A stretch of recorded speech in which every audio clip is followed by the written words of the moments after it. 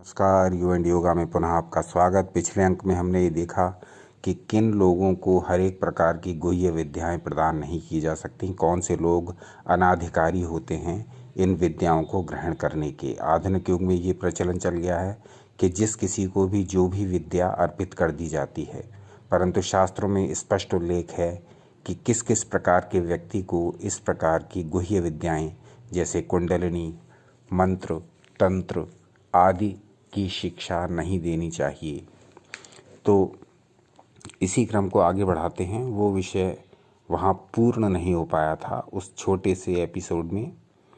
तो आज के अंक में हम विस्तार से ये जानने का प्रयास करेंगे कि कौन कौन से व्यक्ति ऐसे होते हैं जिनको गुह्य विद्याएं प्रदान नहीं करनी चाहिए, चाहे वो हो ध्यान संबंधी क्रियाएं हों, चाहे वो हो योग संबंधी ज्ञान हो, चाहे वो तंत्र संबंधी ज्ञान हो। किसी भी प्रकार का गुह्य ज्ञान जो कि हमारी शास्त्र परंपरा से, सनातन परंपरा से चला आया है, उसको लेने के अनाधिकारी माना गया है इन प्रकार के व्यक्तियों को, जिनका हम आगे वर्णन करने जा रहे हैं। पिछले वीडियो में हमने देख लिया था कि किस किस प्रकार के व्यक्तियों को इस प्रकार के गुह्य ज्ञान को नहीं दिया जाता है।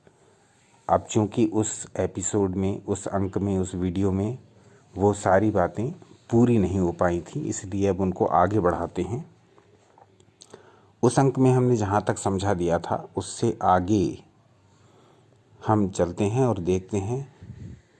ये श्लोक संख्या है 4, 5 और 6 जो आपके स्क्रीन पर भी प्रदर्शित हो रहे हैं। इनको देख लीजिए और फिर प्रयास करेंगे इनको समझने का कि इनमें किस प्रकार के व्यक्तियों के लिए मनाही की गई है कि इस प्रकार के व्यक्तियों को गुप्त विद्याएं प्रदान नहीं की जानी चाहिए, जो कि अधिकांश गुरु पैसे के लालच में आजकल कर रहे हैं।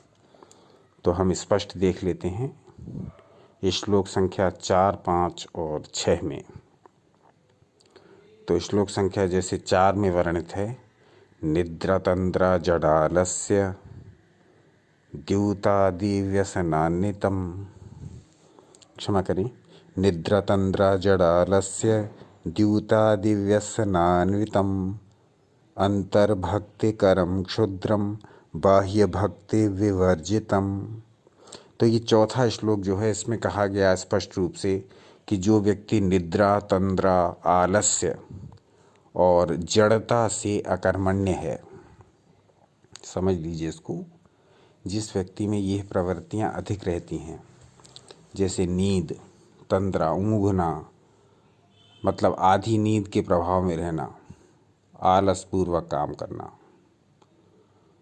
आलस्य और जड़ता से जो अकर्मण्य है, जड़ता जिस एक जगह पर बैठ गए वहाँ बैठ ही गए, स्थिर हो गए, फिर दूसरा कार्य करने में मन नहीं लग रहा, वो जड़ता है। आलस्य तो आप सबको पता ही है, किसी भी कार्य को ना करने की इच्छा। तो जो इस प्रकार का व्यक्ति हो, जो इन गुणों के प्रभाव में अधिक रहता हो, तो उसको भी यह विद्याएं नहीं प्रदान की जाएंगी।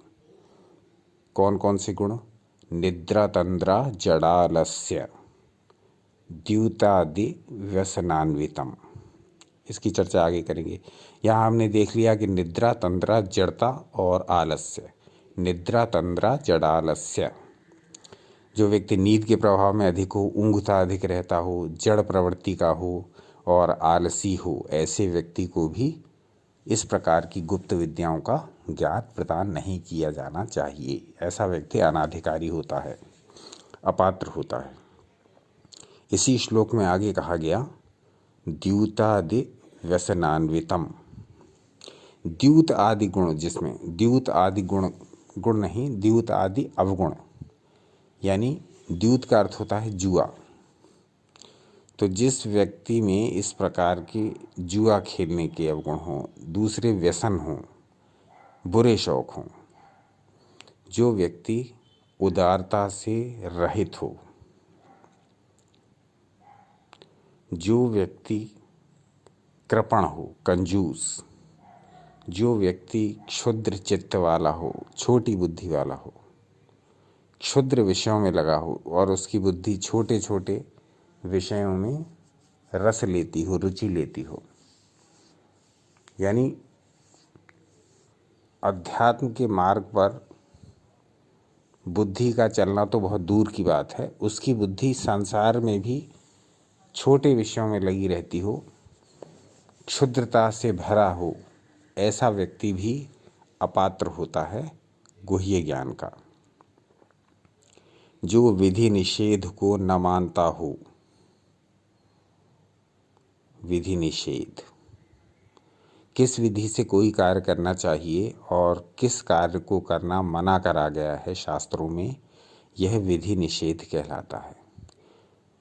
जो कार्य करना चाहिए उसकी क्या विधि होनी चाहिए, और जो कार्य त्यागने योग्य है, जो कार्य नहीं करना है, जिसका निषेध करना है, उस कार्य को करे। उस कार्य को जो व्यक्ति न जानता हो या जानता भी हो तो उसका उल्लंघन करता हो, ऐसे व्यक्ति को भी इस प्रकार का ज्ञान नहीं दिया जाता है। स्पष्ट कह दिया गया है यहाँ, अंतर्भक्ति करम क्षुद्रम बाह्य भक्ति विवर्जितम। तो इस प्रकार का व्यक्ति अपात्र है पूरी तरह। श्लोक संख्या 5 पर देखते हैं, दृष्टि डालते। व्यलोकवादिनं शुष्कं प्रेषितं प्रेरकं शठं धनस्त्री शुद्धिरहितं निषेध विधि वर्जितम। तो ये स्पष्ट कह दिया गया है कि विधि निषेध को जो बिल्कुल मानता ही ना हो, जिसकी बुद्धि छोटे कार्यों में लगी रहती हो, जो बना के झूठ बोलता हो, जो दूसरे के द्वारा भेजा गया हो, इस प्रकार का कोई भी व्यक्ति पात्र नहीं है। आगे देखते हैं, रहस्य भेदकम, यह है श्लोक संख्या 6। रहस्य भेदकम वापि देवी कार्य विनाशकम मार्जारवकवृत्तिंच रंध्रान्वेषण तत्परम। अब देखते हैं कि इस छठे श्लोक में किस प्रकार के व्यक्तियों के बारे में चर्चा की गई है। तो देखते हैं,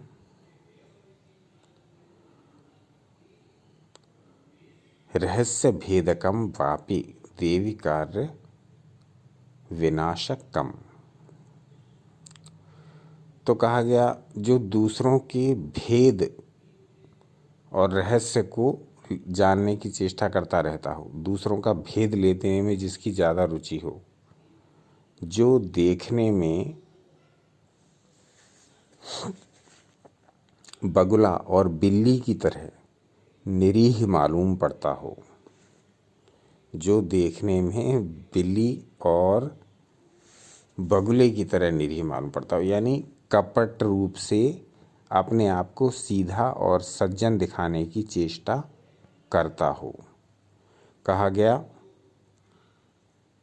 मार्जार वक वृत्तिंच। मार्जार मीन्स होता है बिल्ली और वक मीन्स बगुला। तो यहाँ कहा गया कि बिल्ली और बगुले की तरह जो अपने आप को ढोंगी दिखाना, ढोंगी रूप से प्रदर्शित करता हो, यानी अपने को सीधा और सज्जन दिखाता हो, परंतु वैसा हो नहीं, तो इस प्रकार का बहरूपिया व्यक्ति भी पूरी तरह से निषिद्ध है शास्त्र ज्ञान का, उस गुह्य ज्ञान का जो कि हमारे सनातन ग्रंथों में दिया गया है। कहा गया अथवा महाघातक कर्म करने वाला हो, उसके कर्म जो है वो घातक हों, यानी उसको हिंसा करने में, दूसरे को मारने में, पीड़ा पहुंचाने में, किसी भी प्रकार का शारीरिक या मानसिक दुख देने में जिसको कोई भी संकोच न होता हो, ऐसा व्यक्ति पूरी तरह से निषिद्ध किया गया है इस प्रकार के गुह्य ज्ञान के लिए। तो आगे चलते हैं और देखते हैं। जो गुप्त भेद की रक्षा न कर सकता हो, रहस्य भेदकम, जो रहस्य को भेद देता हो, यानी कि जो चीज़ें गुप्त रखने की हैं, दूसरों को बताने की नहीं है, उनको भी वो सबको बता देता हो। ऐसा ज़बान का कच्चा हो कि जो भी उसके पास ज्ञान है, जो भी उसने सीखा है, वो अगर गुप्त रखना है तो भी वो सबको बता देता हो। इस प्रकार का व्यक्ति भी अधिकारी नहीं है गुह्य ज्ञान का। कहा गया, जो गुप्त भेद की रक्षा न कर सकता हो, न कहने की बात कह देता हो, तो ऐसा कार्य का नाश करने वाला मनुष्य ज्ञान की दीक्षा का अधिकारी कदापि नहीं है। तो पिछले वीडियो में जो हमने लक्षण देखे थे कि किस किस प्रकार के व्यक्तियों को इस प्रकार का गुह्य ज्ञान नहीं दिया जाता है, उसी क्रम को हम आगे बढ़ा रहे हैं। और इस वीडियो में आप ये पूरा जान पाएंगे कि किस किस प्रकार के व्यक्ति इस प्रकार की गुह्य विद्याओं के सीखने के अधिकारी नहीं हैं, जिनको आधुनिक युग में सब प्रकार से पैसा ले करके सब प्रकार की विद्याएं सब प्रकार के पात्र व्यक्तियों को सिखाई जा रही हैं थोक में। लेकिन शास्त्रों में स्पष्ट वर्णन है कि इस प्रकार के मनुष्यों को किसी भी स्थिति में यह विद्याएं प्रदान नहीं करनी चाहिए। और निषिद्ध क्यों किया गया है, इस पर भी विचार कर लेते हैं। निषिद्ध इसलिए किया गया है क्योंकि हर व्यक्ति हर प्रकार के ज्ञान को संभालने का अधिकारी बिल्कुल नहीं होता। हर व्यक्ति का व्यक्तित्व एकदम दूसरे से अलग है। हर व्यक्ति की रुचि अलग है, हर व्यक्ति की संभावनाएं अलग है, हर व्यक्ति का परिवेश अलग है, हर व्यक्ति की परवरिश अलग है। तो इस प्रकार के ज्ञान को शास्त्रों में स्पष्ट कह दिया गया कि इन प्रकार के व्यक्तियों को कदापि नहीं देना है। यदि दे दिया तो क्या होगा, उस ज्ञान का दुरुपयोग। जो गुह्य ज्ञान समाज कल्याण के लिए बनाया गया है, जो गुह्य ज्ञान विश्व कल्याण के लिए बनाया गया है, ऐसा व्यक्ति उस ज्ञान को पाकर के धन बटोरने के अलावा और कोई कार्य नहीं करेगा। वो उस ज्ञान को प्राप्त करेगा और उस ज्ञान से पैसा बनाएगा, उस ज्ञान को बेचेगा और उस ज्ञान से जो भी दूसरे का अहित हो सकता है वो भी करने का प्रयास करेगा। तो ये जो ज्ञान उसको दिया गया है वो पूरी तरह न सिर्फ व्यर्थ ही हो जाएगा बल्कि वो कई गुना दुरुपयोग में आ जाएगा। जो ज्ञान दूसरे के भले के लिए बनाया गया था वो ज्ञान अब दूसरों का बुरा करने लगेगा, क्योंकि वो ज्ञान गलत हाथों में पड़ गया है। परमाणु शक्ति यदि उसका सही प्रयोग करते रहें तो वो बिजली बनाती है, और यदि वो गलत हाथों में पड़ जाए तो बम बनता है। यही बात हमारे ऋषि मुनि भली प्रकार जानते थे, और इस प्रकार की गुप्त विद्याएं गलत हाथों में न पड़ें इसके लिए उन्होंने प्रत्येक प्रकार का विधान बनाया था, नियम बनाए थे। वो स्वयं भी पात्र की परीक्षा करे बिना किसी को इस प्रकार का ज्ञान कदापि नहीं देते थे। जब उनके आश्रम में शिष्य रहा करते थे तो वो शिष्यों की कई कार्यों द्वारा परीक्षा किया करते थे, और जब देखते थे कि यह शिष्य इस कार्य को करने का उपयुक्त है, यह शिष्य इस विद्या को ज्ञात करने के लिए उपयुक्त है, इस शिष्य को यह शिक्षा प्रदान की जा सकती है, तब वो उस पात्र शिष्य को वो पूर्ण ज्ञान देते थे। लेकिन जब वो ये देखते थे कि कुछ शिष्य अलग प्रकार के हैं और वो उस ज्ञान का दुरुपयोग करेंगे, तो वो उन शिष्यों को वह विद्याएं नहीं देते थे। स्पष्ट रूप से उन्होंने उल्लेख भी कर रखा है कि किस किस प्रकार के व्यक्तियों को ये विद्या दी जानी चाहिए और किस किस प्रकार के व्यक्तियों को नहीं। आगे के अंकों में हम इन पर विचार करेंगे कि किस प्रकार के व्यक्तियों को ये विद्याएं दी जानी चाहिए। तो फिलहाल हम इस बात पर विचार कर रहे हैं कि कौन कौन व्यक्ति अपात्र होते हैं गुह्य विद्याओं के। तो अभी हमने एक तो पिछले अंक में देखा था, पिछले वीडियो में, कि कौन कौन व्यक्ति अधिकारी नहीं हैं, और आज भी हमने देखा है श्लोक संख्या 4, 5 और 6 में, जो आपकी स्क्रीन पर प्रदर्शित हो रही हैं। अब हम देखेंगे श्लोक संख्या 7, 8 और 9। 7, 8 और 9 श्लोक ये आपकी स्क्रीन पर प्रदर्शित भी हो रहे हैं, इन्हें देख लीजिए। अब हम इन श्लोकों में जो ज्ञान छिपा है, अब हम इन श्लोकों में जो संदेश दिया गया है हमारे ऋषियों द्वारा, वो आप तक पहुंचाने का प्रयास कर रहे हैं। तो देखें कि श्लोक संख्या 7, 8 और 9 में क्या कहा गया। तो कहा गया है, जो अपने वास्तविक भाव को छिपाकर छल से अपना अर्थ साधन कर लेता हो, जो अपने वास्तविक भाव को छिपाकर छल से अपना अर्थ साधन कर लेता हो, यानी वो व्यक्ति येन केन प्रकारेण किसी भी प्रकार से अपना कार्य सिद्ध करना जानता हो। साम दाम दंड भेद समस्त जुगत लगा करके जो व्यक्ति अपना काम सिद्ध करने में माहिर हो, ऐसे व्यक्ति को भी इस प्रकार का उपदेश नहीं दिया जाता है। जो विश्वासघाती हो, जो आपके विश्वास को तोड़ दे, जो आपके विश्वास के साथ छल करे, जिसको विश्वास की गरिमा का कोई भी पता न हो, ऐसा व्यक्ति भी पूरी तरह से अयोग्य है इन गुप्त विद्याओं का, इन गुह्य विद्याओं का। जो उपकार के बदले में अपकार करने वाला कृतघ्नि हो, जो गुप्त रहस्य को प्रकट कर देता हो। यदि आप उसके साथ कोई उपकार करें तो उस उपकार को न मानकर प्रत्युपकार करना तो दूर रहा, बल्कि वो कृतघ्न हो, आपके उपकार को मानता ही ना हो और उल्टा आपके साथ छल करे, जो गुप्त रहस्य को प्रकट कर दे।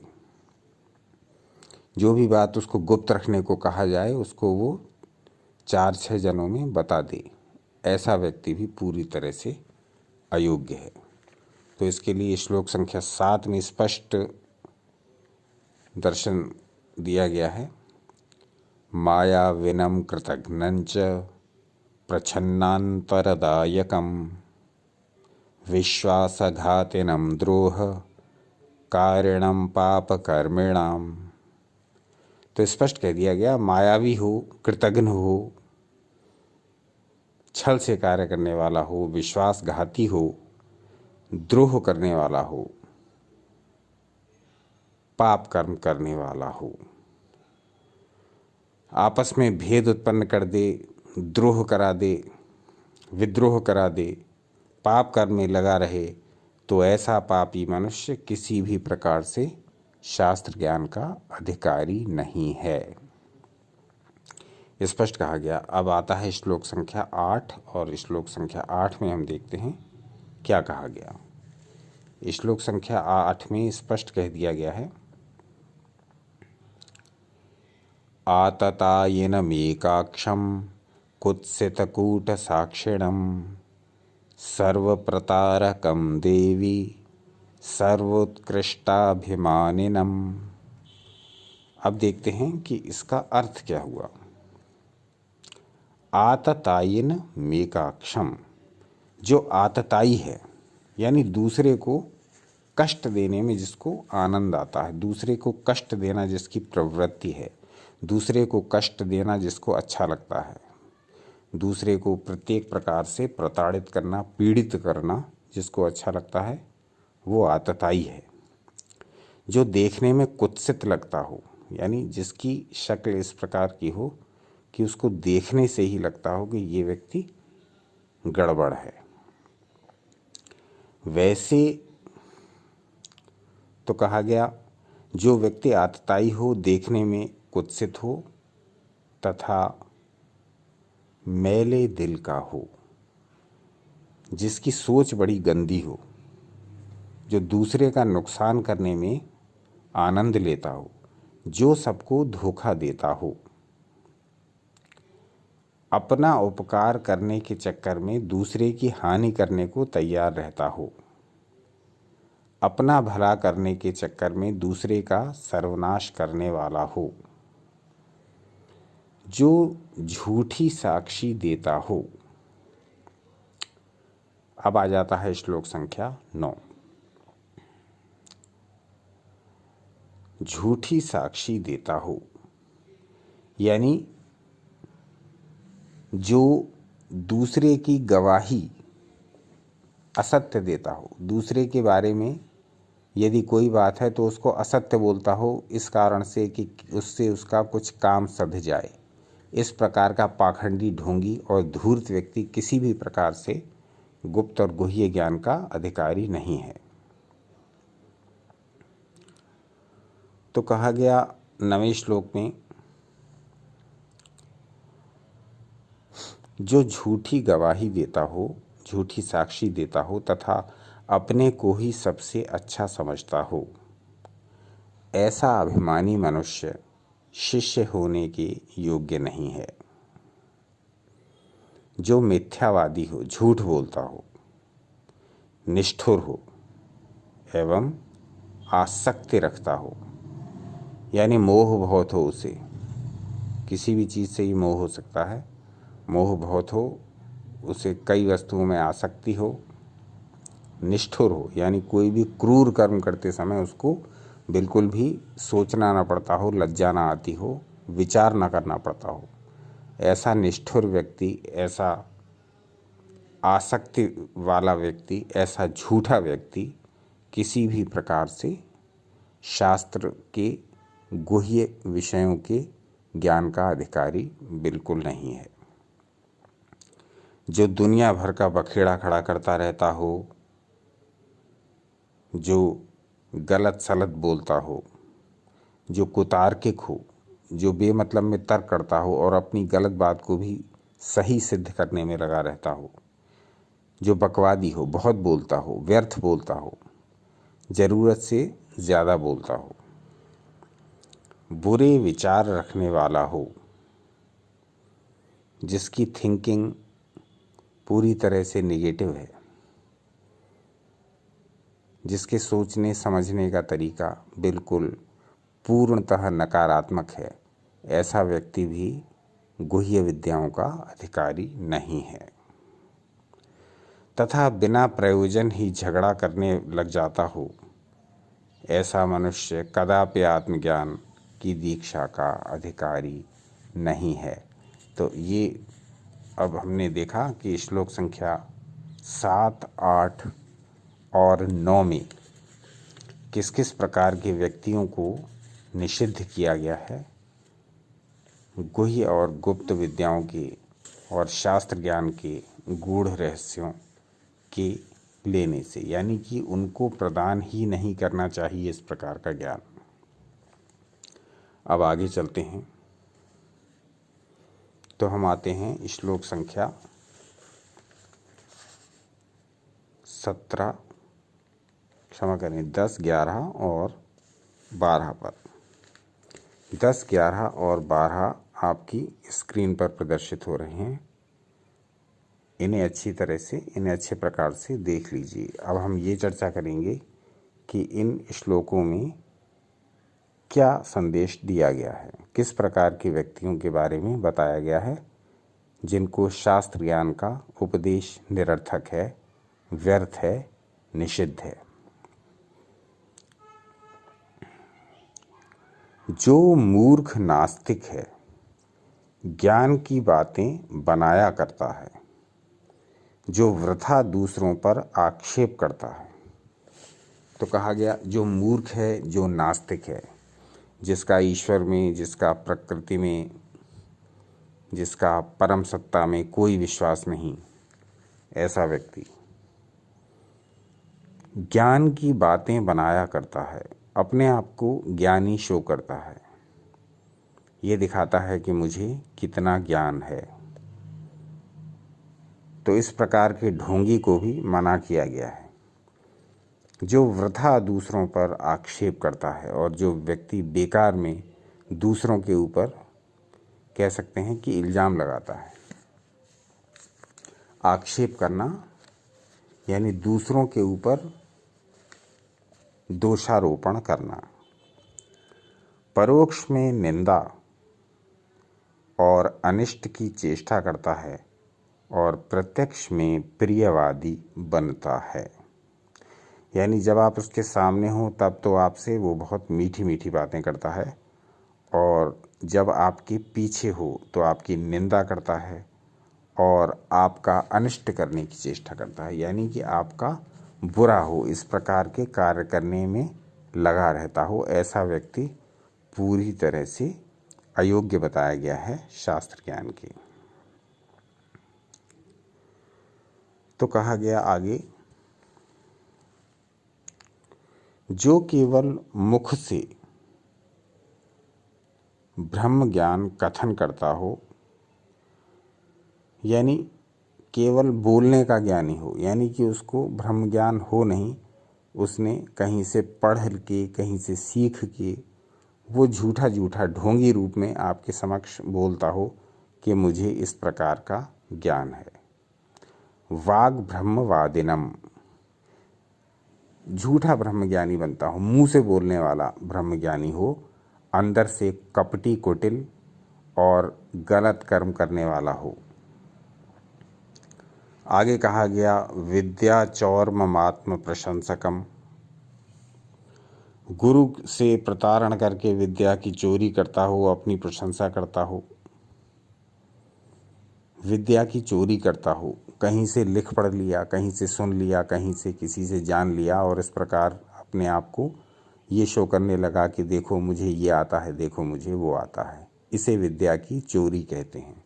तो इस प्रकार विद्या की चोरी करने वाला और आत्म प्रशंसकम, स्वयं अपनी ही प्रशंसा करने वाला, अपने गुणों का बखान करने वाला और अपनी प्रशंसा में ही मुग्ध रहने वाला, ऐसे व्यक्ति को किसी भी स्थिति में इस प्रकार के गुह्य और गुप्त ज्ञान और शास्त्र ज्ञान नहीं दिए जा सकते, पूर्णतः निषेध है। आगे कहा गया, दूसरों के सद्गुणों को सहन न करने सकने के कारण दुखी रहता हो।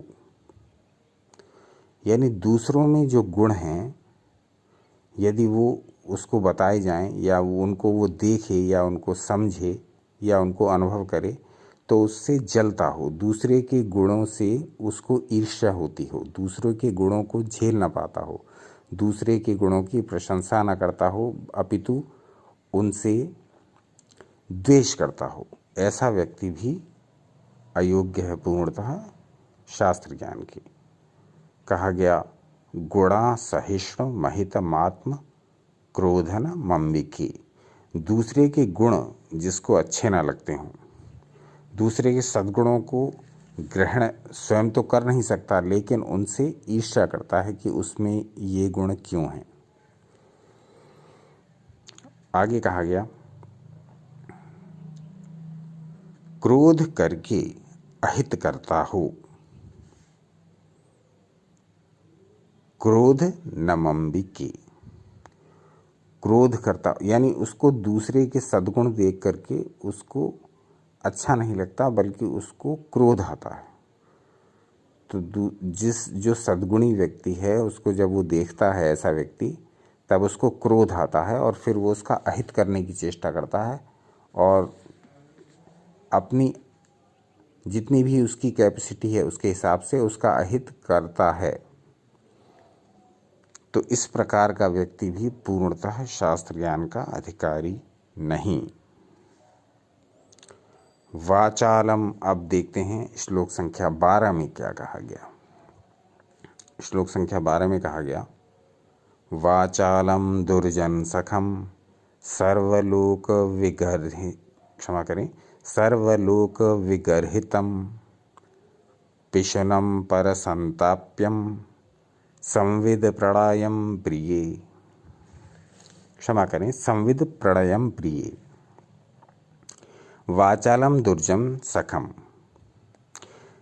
जो वाचाल बहुत ज़्यादा बोलता है, ज़रूरत से ज़्यादा बोलता है, जहाँ आवश्यकता नहीं है वहाँ पर बोलता है, बीच में बोलता है, इस प्रकार का व्यक्ति बिल्कुल भी अधिकारी नहीं शास्त्र ज्ञान का। वाचालम दुर्जन सखम, जो दुर्जनों से मैत्री रखता हो, जिसके दोस्त, जिसके मित्र, जिसकी मित्र मंडली कैसी हो, दुर्जन, जिसमें बुरे लोग हों, उसका संगत बुरे लोगों से बैठने में हो, उठना बैठना उसका बुरे लोगों के साथ है, तो इस प्रकार का व्यक्ति भी शास्त्र ज्ञान का अधिकारी नहीं। कहा गया वाचालम दुर्जन सखम सर्वलोक विगर्हितम, यानी बहुत ज़्यादा बोलता हो, दुष्ट लोगों से मित्रता रखता हो, और जिसकी सब लोग निंदा करते हों। सर्वलोक विगर्हितम, सब लोक में जिसकी निंदा होती हो, सब लोग जिसकी निंदा करते हों, ऐसा व्यक्ति तो किसी भी प्रकार से शास्त्र ज्ञान का अधिकारी नहीं है। आगे कहा गया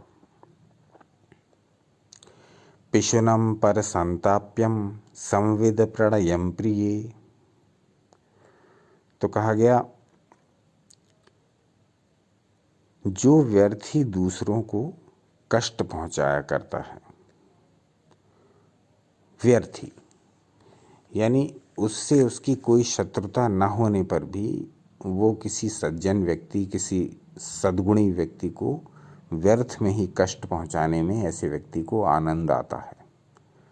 तो इस प्रकार का व्यक्ति हो तब भी उसे इस प्रकार के शास्त्रोपदेश नहीं देने चाहिए। आगे कहा गया ज्ञान से और ज्ञान मार्ग वालों से शत्रुता करने वाला मनुष्य दीक्षित होने योग्य नहीं है। तो ज्ञान से और ज्ञान मार्ग वालों से वो शत्रुता करता है, यानी कोई व्यक्ति ज्ञानी है, कोई व्यक्ति ज्ञान के मार्ग पर चल रहा है, कोई व्यक्ति इस प्रकार की विद्याओं को जानता है, कोई व्यक्ति इस प्रकार की विद्याओं को सिखाता है, कोई इस मार्ग पर चल रहा है, ऐसे सभी लोगों से इसकी विपरीत स्थिति रहती है।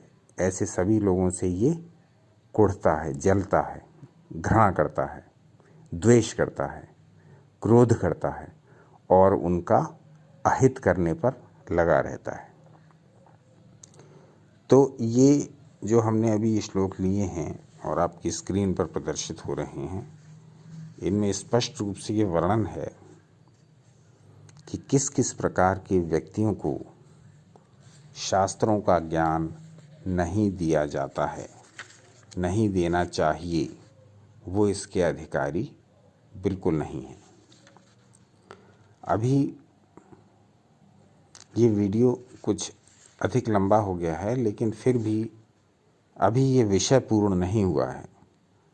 अभी कई श्लोक ऐसे हैं जिनमें इस प्रकार के व्यक्तियों को और विस्तार से बताया गया है। अभी ये लिस्ट थोड़ी और लंबी है जिनमें इस प्रकार के व्यक्ति और किन किन प्रकार के व्यक्ति इस श्रेणी में सम्मिलित हो सकते हैं, जिनके बारे में बताया गया है। तो कल के अंक में हम इसको फाइनल करने का प्रयास करेंगे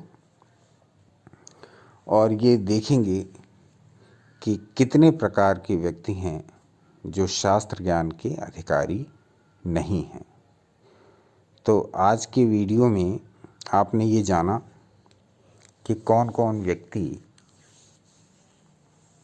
शास्त्र ज्ञान के अधिकारी नहीं हैं, जिनको आधुनिक युग में पैसे के लालच में, लोभ में, अपना काम धंधा चमकाने के चक्कर में कई नकली गुरु हर एक प्रकार के व्यक्तियों को हर एक प्रकार की साधना सिखा रहे हैं। हमारा उद्देश्य यू एंड योगा पर यह रहता है कि आपको वो सब कुछ बताया जाए जो कि सनातन शास्त्रों में वर्णित है। फिर आप अपने विवेक का प्रयोग करिए और जानिए कि हम आपको जो बता रहे हैं वो किस हद तक, किस सीमा तक, किस कैपेसिटी तक दैनिक जीवन में अप्लाई करने योग्य है, उसको स्वयं अपने विवेक से जानिए, क्योंकि यहाँ हम आपसे किसी भी प्रकार का कोई धन नहीं ले रहे हैं।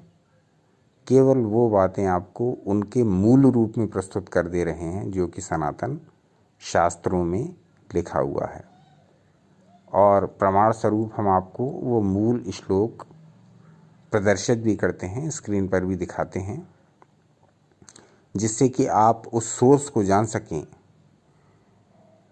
जिस सोर्स के माध्यम से, जिस सोर्स के बेस पर, जिस सोर्स के धरातल पर हम आपसे बातें कर रहे हैं, चर्चा कर रहे हैं और शेयर कर रहे हैं।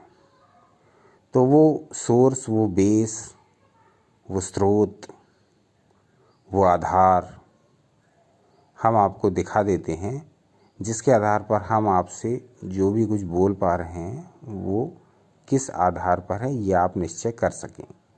बाकी ये आपके स्वविवेक पर निर्भर है कि आप हमारी बातों को किस अर्थ में, किस अंश में और कहाँ तक अनुभव कर पाते हैं, ले पाते हैं, लाभ उठा पाते हैं और उसको अपने दैनिक जीवन में अप्लाई कर पाते हैं। तो यदि अप्लाई कर पाते हैं तो ये बहुत अच्छी बात है, तो हमारा परिश्रम सार्थक हो जाता है, सफल हो जाता है। और ये देखकर बड़ी प्रसन्नता होती है कि बहुत सारे लोग कमेंट करके बताते हैं, मेल करके बताते हैं कि उनको इस प्रकार का ज्ञान अत्यधिक अच्छा लग रहा है, वो इस प्रकार के ज्ञान के अभिलाषी हैं, वो इस प्रकार के ज्ञान के समर्थक हैं, वो इस प्रकार के ज्ञान के प्रशंसक हैं, वो इस प्रकार के ज्ञान के साधक हैं, वो इस प्रकार के ज्ञान को और अधिक जानना, समझना, सुनना, सीखना और अपने जीवन में अपनाना चाहते हैं। और बहुत से लोग ऐसा केवल कह ही नहीं रहे हैं, वो करते हैं। बहुत सारे लोगों से मेरी बात होती रहती है, तो उनमें से बहुत से लोगों का कहना है, बहुत से श्रोताओं, बहुत से दर्शकों का कहना है कि वो जो आप ये सब चीज़ें बता रहे हैं, ये सब ज्ञान बता रहे हैं, जो ये सब वीडियोज़ में, अलग अलग वीडियोज़ में अलग अलग विषयों के ऊपर चर्चा कर रहे हैं, वो उनमें से बहुत सी बहुत सी विधियां हैं वो तो प्रयोग ऑलरेडी कर रहे हैं। कई तो हमारे दर्शक, कई तो हमारे श्रोता ऐसे हैं जो इन विधियों का, चाहे वो ध्यान से संबंधित हों या तंत्र से अथवा कुंडलिनी से संबंधित हों अथवा योग से संबंधित हों अथवा मुद्राओं से अथवा बंधों से संबंधित हों अथवा मंत्रों से संबंधित हों, तो इस प्रकार की बहुत सारी विधियां तो ऑलरेडी हमारे श्रोता और हमारे दर्शक पहले से ही कर रहे हैं। तो ये देख कर के बड़ी प्रसन्नता होती है कि इस प्रकार का ये जो सनातन हमारा ज्ञान है, ये ऑलरेडी हमारी दिनचर्या में है, किसी न किसी रूप में है, किसी न किसी फॉर्म में है, किसी न किसी बेस पर है। चाहे आप उसको मान्यता के रूप में ले लें, चाहे आप उसको धर्म के रूप में ले लें, चाहे आप उसको शरीर या मन की किसी विशेष भलाई के रूप में ले लें। तो आयुर्वेद हो या योग, कहने का अर्थ ये है कि सनातन शास्त्रों में जितना भी कुछ लिखा गया वो सब है हमारे कल्याण के लिए ही। अब ये हमारा कर्तव्य बनता है कि वो जो कुछ लिखा गया है, जो कुछ हमारे पास उपलब्ध है, जो कुछ हम जानते हैं, जो कुछ हम पढ़ सकते हैं, जो कुछ हम सीख सकते हैं, जो कुछ हम इंटरनेट से ले सकते हैं, ज्ञान के समस्त सोर्सेज से जहाँ से भी संभव हो, हमें सनातन ज्ञान को अधिक से अधिक ग्रहण करने का प्रयास करें। यू एंड योगा चैनल बनाया ही इसीलिए गया है कि सनातन शास्त्रों में जो भी हमारे हित की बात हो, जो भी हमारे हित से संबंधित बात हो, चाहे वो आयुर्वेद की हो, चाहे वो योग की हो, चाहे वो ध्यान की हो, कोई भी जीवन का पक्ष अछूता नहीं रहना चाहिए, क्योंकि सनातन ग्रंथों में हर पक्ष को छू लिया गया है। हमारे जीवन का एक सिंगल पक्ष भी ऐसा नहीं जो सनातन शास्त्रों की दृष्टि में ना आया हो। तो हमारे ऋषियों ने आश्रमों में रह कर के यही सब तो किया है, रिसर्च की है उन्होंने, घोर अनुसंधान, पूरा जीवन उनका अनुसंधान में बीता। तो अलग अलग ऋषियों ने अलग अलग विषयों पर अनुसंधान किए और उन अनुसंधानों के जो फल आए वो उन्होंने अपने शिष्यों को शेयर किए। शिष्यों को शेयर करने का लाभ ये हुआ कि उनके अनुसंधान किया हुआ जो विशिष्ट ज्ञान था, विज्ञान था, वो पीढ़ी दर पीढ़ी चलता हुआ आज हमारे पास तक पहुंचा है।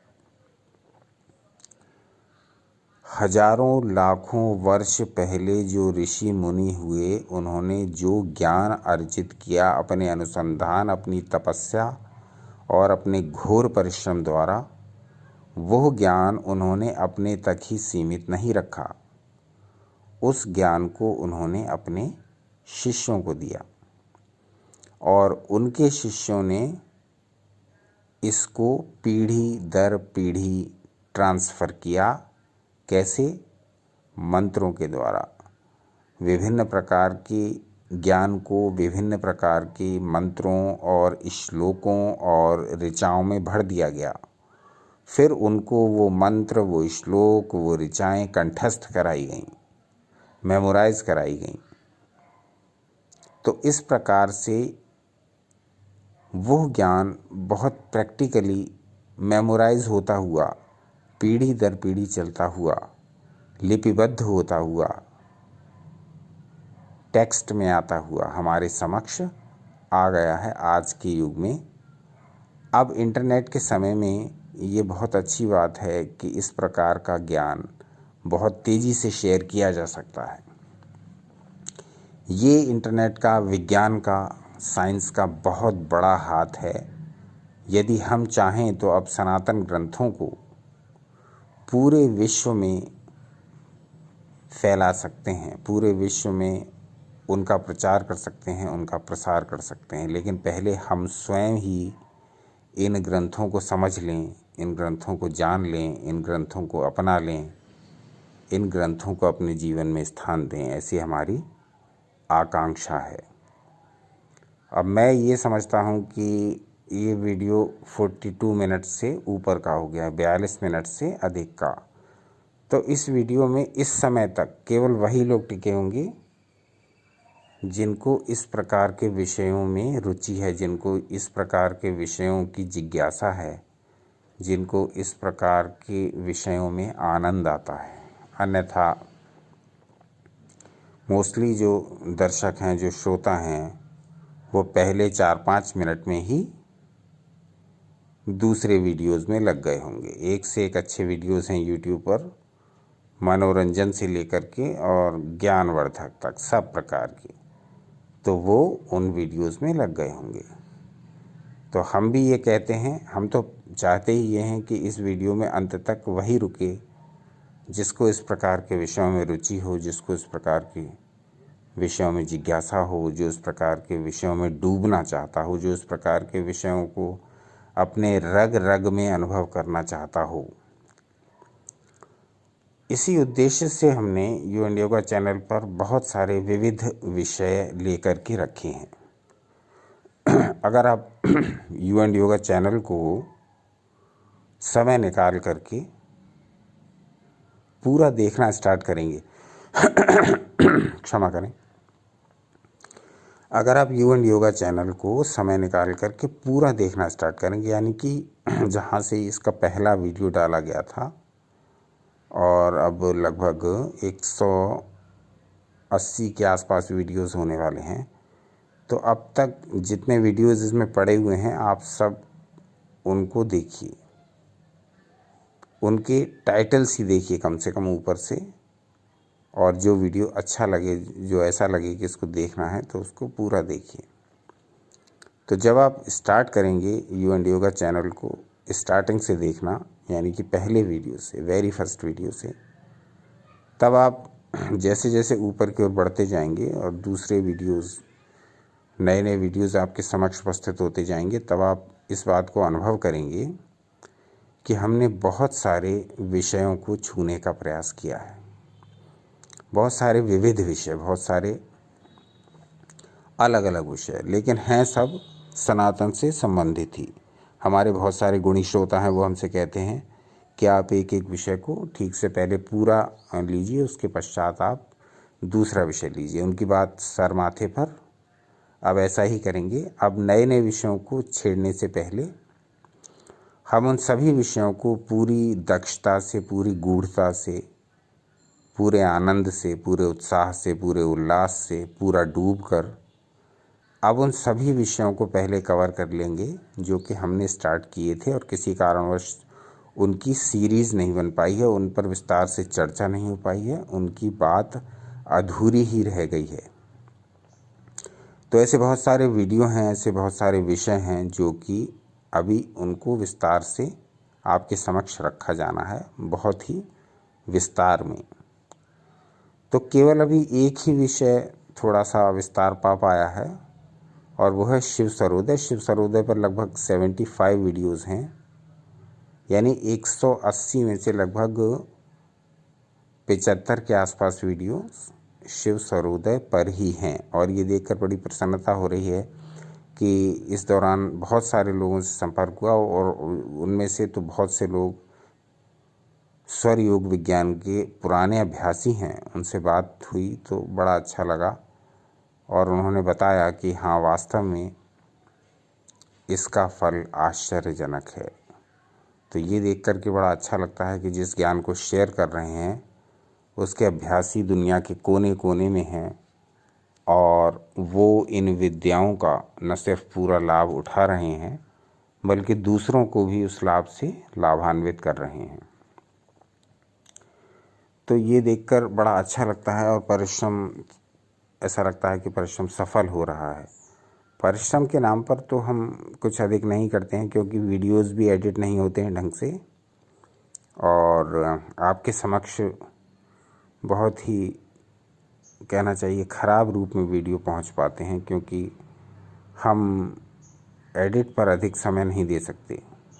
एडिट पर अधिक समय इसलिए नहीं दे सकते क्योंकि फिर हम उन ग्रंथों से वो सामग्री कैसे निकालेंगे जो हमें आपके समक्ष रखनी है, जिनकी हमें चर्चा करनी है, जिनके बारे में हमें आपको बताना है, जो भाव, जो ज्ञान हमें आपसे शेयर करना है, वो सब फिर हम नहीं कर पाएंगे। हमारा सारा ध्यान इसी में लगा रहेगा कि वीडियो को सुंदर बनाना है, वीडियो की इंट्रोडक्शन अच्छी रखनी है, वीडियो में 30 सेकंड तक आपको इंगेज करके रखना है, वीडियो में अच्छा म्यूज़िक होना चाहिए, वीडियो में अच्छी फुटेज होनी चाहिए, वीडियोज़ में अच्छे अच्छे पिक्चर्स होनी चाहिए और वीडियोज़ को फिर अंत करें तो ये कैप्शन आना चाहिए, वो कैप्शन आना चाहिए।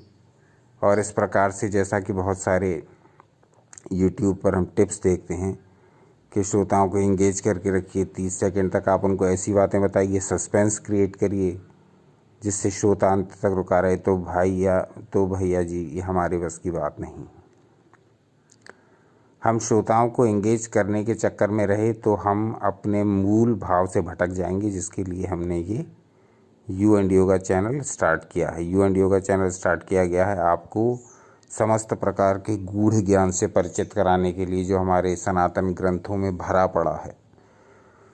भरा अवश्य पड़ा है, पर वो कितने लोगों तक पहुंच पाया है ये चिंता हमें होती है, क्योंकि ग्रंथ तो हमारे पास बहुत सारे हैं, अनगिनत हैं। 180 से अधिक ग्रंथ तो मेरे ही पास हैं, लेकिन चिंता ये होती है कि ये ज्ञान कितने लोगों तक पहुंच पा रहा है। तो यू एंड योगा चैनल बनाने का हमारा जो मुख्य उद्देश्य था वो ये था कि हम सनातन ग्रंथों में छिपे विभिन्न प्रकार के कल्याणकारी ज्ञान को आप तक पहुंचाएं। चाहे विज्ञान शरीर से संबंधित रहा हो, मन से संबंधित रहा हो अथवा आत्मा से संबंधित रहा हो, चाहे वो ज्ञान लौकिक हो, इस लोक के मतलब का हो अथवा पारलौकिक हो। मृत्यु के बाद भी काम आने वाला ज्ञान भी है और इस संसार में रहते हुए सुखपूर्वक जीने वाला, आनंदपूर्वक जीने वाला ज्ञान भी है। दोनों प्रकार के ज्ञान हैं, पर बात वही है कि वो ज्ञान किस काम का जो लोगों को पता ही ना हो, जिसके बारे में लोग जानते ही ना हो। तो यू एंड योगा पर हमारा उद्देश्य यही है कि हम सर्व प्रकार के सनातन ज्ञान को आपके समक्ष पहुंचाएं। आप इसको थोड़ा बर्दाश्त कर लीजिए, ख़राब एडिटिंग को, और बस उस भाव को पकड़ने की चेष्टा करिए, हमारी आत्मा को पकड़ने की चेष्टा करिए, जिस भाव से, जिस